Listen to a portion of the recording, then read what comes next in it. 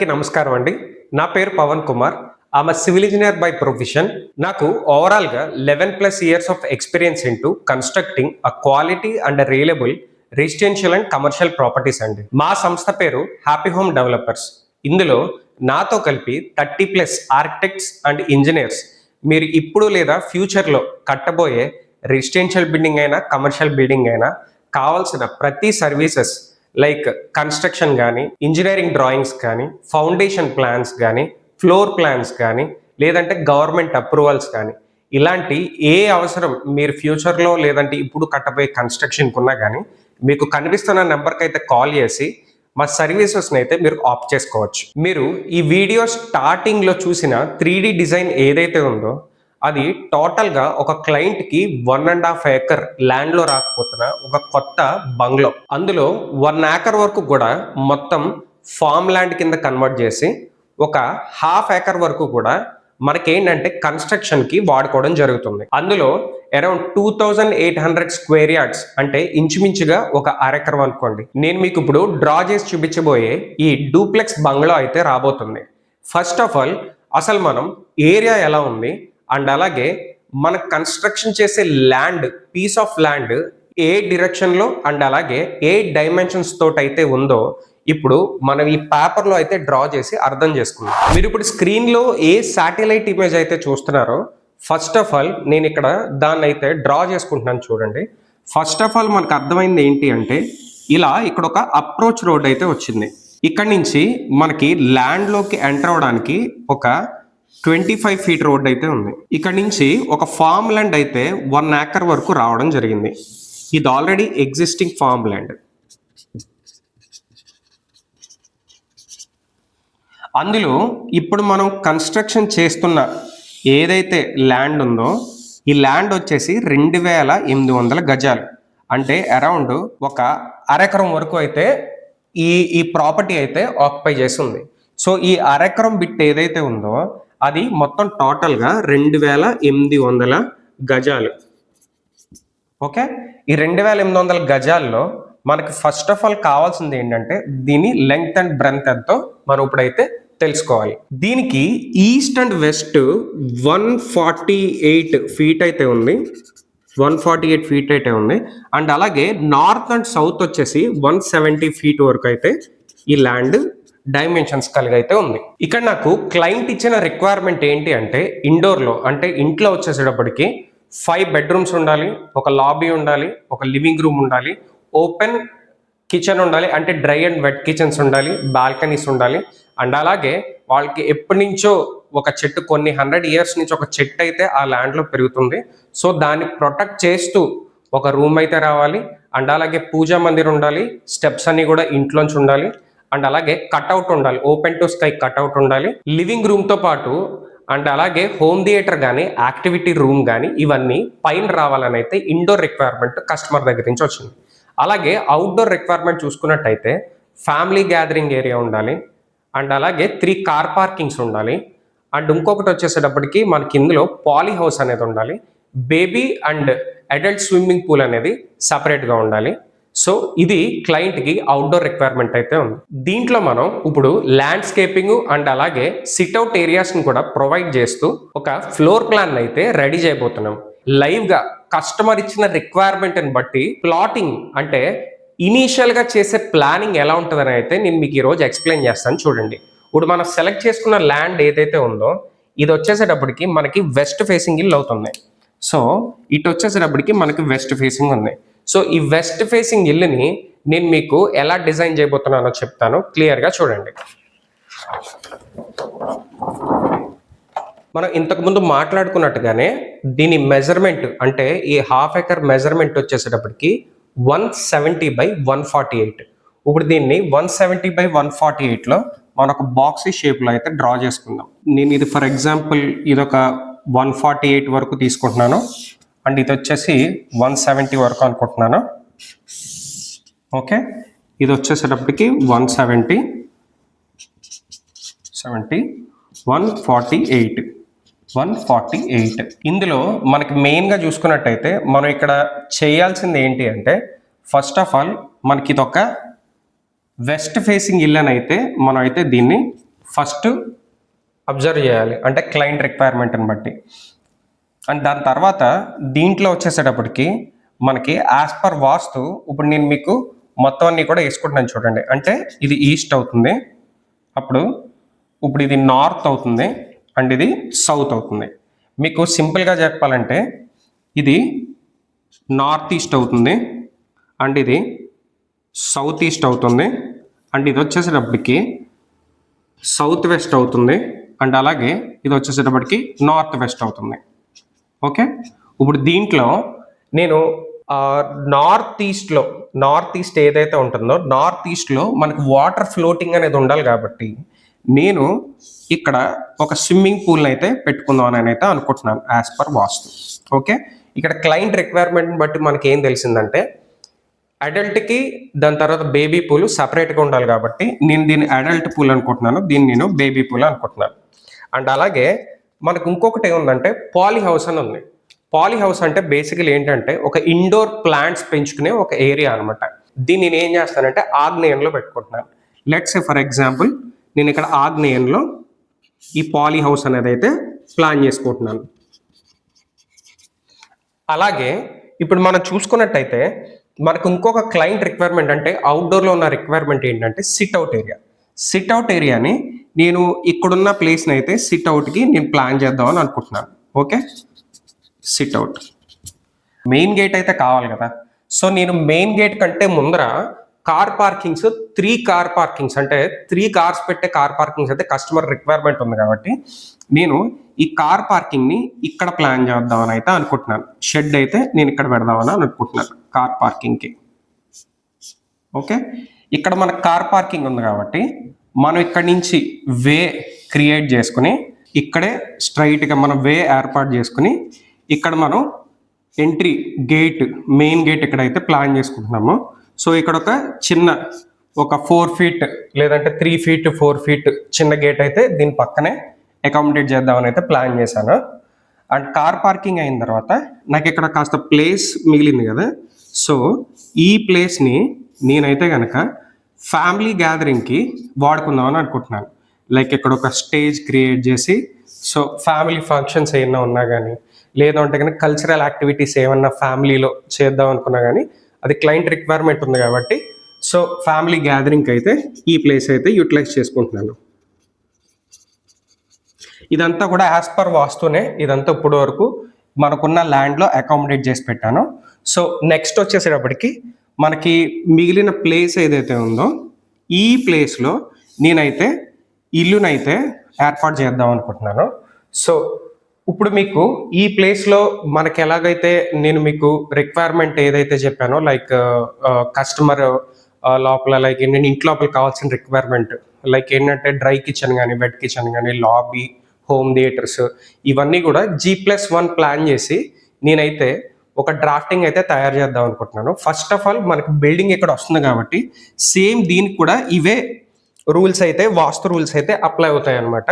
So ఈ వాస్తు రూల్స్కి వచ్చినట్టయితే ఇది కూడా మనకి నార్త్ ఈస్ట్ అవుతుంది, దాని తర్వాత ఇది వచ్చేటప్పటికి సౌత్ ఈస్ట్ అవుతుంది, ఇది నార్త్ వెస్ట్ అవుతుంది, అండ్ అలాగే ఇది సౌత్ వెస్ట్ అవుతుంది.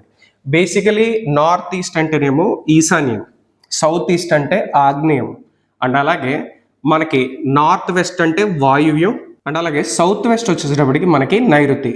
సో ఇప్పుడు ఇందులో నేను ఇప్పుడైతే ఇల్లు ప్లాన్ చేయబోతున్నాను చూడండి.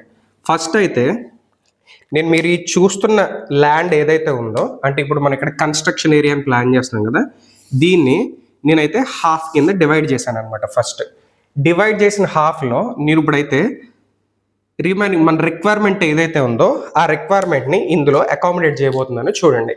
ఫస్ట్ ఆఫ్ ఆల్ సేమ్ మనకి ఏంటంటే నార్త్ ఈస్ట్ కార్నర్లో పూజా మందిర్ రావాలి కాబట్టి ఇక్కడ పూజా మందిర్ అయితే ఇద్దాం అనుకుంటున్నాను. అండ్ ఇక్కడ వచ్చేసేటప్పటికి dry kitchen wet kitchen, dry kitchen లోపల ఇస్తాను, వెట్ కిచెన్ బయట ఇస్తాను. అండ్ ఇక్కడ వచ్చేసేటప్పటికి మనకి ఏంటంటే వెట్ ఏరియా ఇక్కడ వాష్ ఏరియా అయితే ఇస్తాను.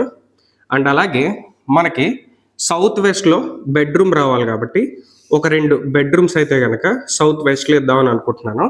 అండ్ అలాగే ఇక్కడ లాబీ ప్లాన్ చేసి ఇక్కడ ఒక బెడ్రూమ్ ప్లాన్ చేసి ఇక్కడ ఆల్రెడీ మీకు కింద చెప్పిన చాలా ఇయర్స్ నుంచి వాళ్ళ ఇంట్లో ఉన్న ట్రీ ఏదైతే ఉందో దాన్ని ఈశాన్యంలోనే అంటే నార్త్ ఈస్ట్లోని ఇచ్చేయడం జరుగుతుంది. ఇక్కడ ఇద్దామని అయితే అనుకుంటున్నాను. అండ్ మనకి ఇక్కడ ఈ మిడిల్లో కట్అవుట్ అంటే ఓపెన్ టు స్కై కట్అవుట్, అంటే పైకి చూస్తే డైరెక్ట్ స్కై కనిపించేలా కట్అవుట్ అయితే ప్లాన్ చేద్దాం అనుకుంటున్నాను. సో ఇది నా బేసిక్ ప్లాన్ అయితే ఉంది ఈ మోడల్ తీసుకురావడంలో, లేదంటే మోడల్ డెవలప్ చేయడంలో. సో వన్స్ నేను ఇది ఏదైతే ముందు నేను ప్లాన్ చేసుకున్న డిజైన్ అంతా ఉందో దీని అంతా తీసుకెళ్ళి నేను ఇప్పుడు ఆటోకాడ్లో పెట్టి దాంతో యాజ్ పర్ వాస్తు పక్కా మెజర్మెంట్స్ తోటి and everything as per government norms set backs వదులుతూ ఒక డిజైన్ అయితే రెడీ చేయబోతున్నాను. ఈ డిజైన్ ఫైనల్ అవుట్పుట్ అంటే ఫ్లోర్ ప్లాన్ ఫైనల్ అవుట్పుట్ ఎలా ఉందో గ్రౌండ్ ఫ్లోర్కి అండ్ ఫస్ట్ ఫ్లోర్కి కూడా నేను మీకు ఇప్పుడు డీటెయిల్గా ఎక్స్ప్లెయిన్ చేస్తాను. యాజ్ పర్ క్లయింట్ రిక్వైర్మెంట్ మనం ఫ్లోర్ ప్లాన్ అయితే రెడీ చేసుకున్నాము. మీరు ఇందులో చూసుకున్నట్టయితే మనం ఇందాక మాట్లాడుకున్నట్టుగానే లాబీ కానీ, బెడ్రూమ్స్ కానీ, అండ్ అలాగే living rooms, puja mandir, dry kitchen, wet kitchen, wash area, steps, corridors, open to sky like cutouts కానీ, గెస్ట్ బెడ్రూమ్స్, ఇవన్నీ కూడా ఇందులో కవర్ చేశాను. అండ్ ఇంట్లోంచి బయటకు వస్తే కనుక కార్ పార్కింగ్ కానీ, ఫ్యామిలీ గ్యాదరింగ్ స్పేస్ కానీ, స్విమ్మింగ్ పూల్స్ కానీ, సిట్అవుట్ ఏరియాస్, పాలీ హౌస్, ఇవన్నీ కూడా ఈ ప్లాన్లో కవర్ చేసి ల్యాండ్స్కేపింగ్ కూడా ప్రొవైడ్ చేసి ఈ ప్లాన్ అయితే డెవలప్ చేయడం జరిగింది. అండ్ అలాగే మీరు ఫస్ట్ ఫ్లోర్లో కూడా చూసుకున్నట్టయితే హోమ్ థియేటర్ కానీ, యాక్టివిటీ రూమ్స్ కానీ, ఇక్కడ కూడా 2 బెడ్రూమ్స్, ఓపెన్ టెర్రస్, ఇవన్నీ కూడా విత్ వాష్రూమ్స్, కామన్ వాష్రూమ్స్ కానీ ఇవన్నీ కూడా ఫస్ట్ ఫ్లోర్లో ప్రొవైడ్ చేయడం జరిగింది. సో ఇదండి, ఇప్పుడు మీరు డీటెయిల్గా ఫ్లోర్ ప్లాన్ చూసారు కదా. ఈ ఫ్లోర్ ప్లాన్ తీసుకుని ఇప్పుడు నేనైతే 3D డెవలప్ చేయబోతున్నాను. వన్స్ ఆల్రెడీ 3D కంప్లీట్ అయింది మన దగ్గర. సో కంప్లీట్ అయిన 3D రెండర్స్ మీరు స్టార్టింగ్లో చిన్న స్నీపిక్ చూసారు కదా. సో కంప్లీట్ వీడియోని అనేది నేను మీకు ఈరోజు వాక్ త్రూలో చూపిస్తాను, ఒకసారి చూడండి.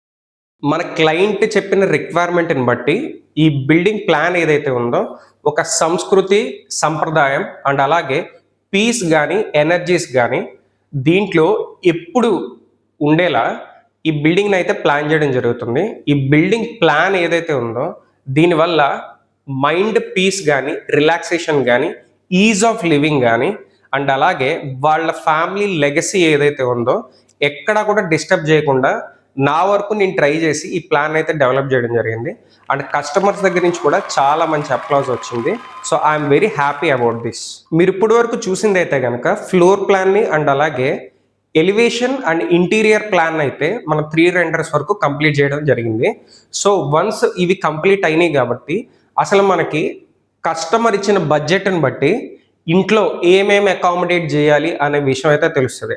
ఫర్ ఎగ్జాంపుల్ ఇదే బిల్డింగ్ కట్టడానికి కొంతమంది 3 కోట్లు వాడచ్చు, లేదంటే కొంతమంది 6 కోట్లు 10 కోట్లు 12 కోట్లు వాడచ్చు. కన్స్ట్రక్షన్ ఎప్పుడైనా సరే కామా ఉంటుంది కానీ ఫుల్ స్టాప్ ఉండదు. మీరు ఎంత ఇంట్లోకి ఇన్పుట్ మనీ చేద్దాం అనుకుంటే అంత మనీ ఇన్పుట్ని అయితే బిల్డింగ్ అనేది ఎప్పుడు చేసుకుంటుంది. సో ఇంత ఇన్పుట్ ఆఫ్ మనీ ఇచ్చిన ఇటువంటి కన్స్ట్రక్షన్స్కి మనం మెయిన్గా కావాల్సింది ఏంటి అంటే ఫస్ట్ ఫేజ్లో మన architecture plans like floor plans కానీ ఎలివేషన్ ప్లాన్స్ కానీ ఇంటీరియర్ ప్లాన్స్ కానీ కంప్లీట్ చేసి ఉన్నాం కాబట్టి సెకండ్ ఫేజ్లో మనకి కన్స్ట్రక్షన్ అంటే ఎగ్జిక్యూషన్కి వెళ్ళేటప్పుడు మనకు కావాల్సిన మెయిన్ ఇంపార్టెంట్ ఫ్యాక్టర్స్ ఏంటి అంటే ఫౌండేషన్ ప్లాన్స్ కావాల్సి వస్తాయి, దాని తర్వాత స్లాబ్ ప్లాన్స్ కావాల్సి వస్తాయి, అంటే స్ట్రక్చరల్ ప్లాన్స్ కావాల్సి వస్తాయి, ఎంఈపీస్ అంటే mechanical electrical and plumbing drawings కూడా మనకి మెయిన్గా కావాల్సి వస్తాయి. ఇవన్నిటిని కస్టమర్ తోటి క్లియర్గా డీటెయిల్గా ఎక్స్ప్లెయిన్ చేసిన తర్వాత క్లయింట్ నాకు ఇచ్చిన బడ్జెట్ ఎంతంటే అక్షరాల 3 కోట్లు. ఈ 3 కోట్ల బడ్జెట్లో అసలు నేను ఏమేమి మెటీరియల్ ఈ ప్లాన్లో ఇంక్లూడ్ చేయబోతున్నాను అంటే ఈ బిల్డింగ్లో ఇంక్లూడ్ చేయబోతున్నాను, లైక్ ఫ్లోరింగ్ టైప్ ఏంటి, whether it's a granite, marble or tiles, అందులో ఏ మోడల్ వాడుతున్నాం, అలాగే ప్లంబింగ్ కానీ ఎలక్ట్రికల్ కానీ ఫ్లోరింగ్ కానీ కిచెన్లో కానీ బయట బాల్కనీస్ కానీ దాని తర్వాత గ్రీనరీ కానీ ఈచ్ అండ్ ఎవ్రీథింగ్ ప్రతి డీటెయిల్ అంటే 1/2 ఇంచ్ స్క్రూ నుంచి మొత్తం అంతా కూడా డాక్యుమెంటేషన్ చేసి కస్టమర్కి మొత్తం అంతా ఎక్స్ప్లెయిన్ చేయడం జరుగుతుంది. ఇదే same document high top notch quality material ఏదైతే యూజ్ చేసి బిల్డింగ్ కట్టబోతున్నామో ఆ మెటీరియల్ డేటాని మొత్తం అంతా కూడా మీకు కింద డిస్క్రిప్షన్లో లింక్లో ప్రొవైడ్ చేస్తాను. సో ఒకసారి వెళ్ళి చెక్అవుట్ చేయండి. అండ్ ఎవరికైనా కావాలంటే కూడా ఈ మెటీరియల్ యాజ్ ఇట్ ఈస్ మీరైతే యూటిలైజ్ చేసుకోవచ్చు. నెక్స్ట్ వీడియోలో అసలు మన కస్టమర్ ప్రొవైడ్ చేసిన 3 కోట్ల బడ్జెట్లో మనం ఏ మెటీరియల్ని మనం ఈ బడ్జెట్ రేంజ్లో ఈ బిల్డింగ్ కట్టడానికి అకామిడేట్ చేసామో అండ్ లైక్ ఏంటి అంటే ఎంత క్వాంటిటీ ఆఫ్ మెటీరియల్ పడింది అండ్ వేటికి ఎంతెంత ఖర్చు అయింది, అంటే సిమెంట్ బ్యాగ్స్ ఎన్ని వచ్చినాయి, ఐరన్ ఎంత వాడాము, ట్యాబ్స్ ఏ మోడల్ వాడాము, ఎన్ని మోడల్ ఎంత క్వాంటిటీ వాడాము, అలాగే ఎలక్ట్రికల్ కానీ ఈచ్ అండ్ ఎవ్రీథింగ్, మేస్త్రిని ఎలా మాట్లాడాము, మేస్త్రికి అమౌంట్ ఎంత వెళ్తుంది అండ్ ప్రతి డీటెయిల్ కూడా నెక్స్ట్ వీడియోలో కంపల్సరీగా మీకు తీసుకొస్తాను. సో ఇప్పుడే మన ఛానల్ అయితే సబ్స్క్రైబ్ చేసుకుని పెట్టుకోండి. ఎవరైనా సరే మన ఛానల్కి కొత్తగా వచ్చినట్టయితే కనుక మన ఛానల్లో క్వాలిటీ అండ్ రిలయబుల్ కన్స్ట్రక్షన్స్ ఎలా చేసుకోవాలనే టాపిక్ పైన మన ఛానల్లో వీడియోస్ అన్నీ ఉంటాయండి. హోప్ మీరు ఈ రోజు కానీ ఫ్యూచర్లో కానీ మీ ఫ్రెండ్స్ ఆర్ ఫ్యామిలీ మెంబర్స్ ఎవరైనా సరే ఒక బిల్డింగ్ కట్టుకుంటే నేను చేసే ఈ వీడియోస్ ఏదైతే ఉన్నాయో యాజ్ ఎ సివిల్ ఇంజనీర్గా ఒక క్వాలిటీ ఇన్ఫర్మేషన్ అయితే నేను ఈ ఛానల్లో ఎప్పుడు పోస్ట్ చేస్తానో. సో ఇప్పుడే మన ఛానల్ సబ్స్క్రైబ్ చేసుకుని మీ సపోర్ట్ నాకు తెలియజేస్తారని కోరుకుంటున్నాను. And see you in next video. Thank you so much for watching.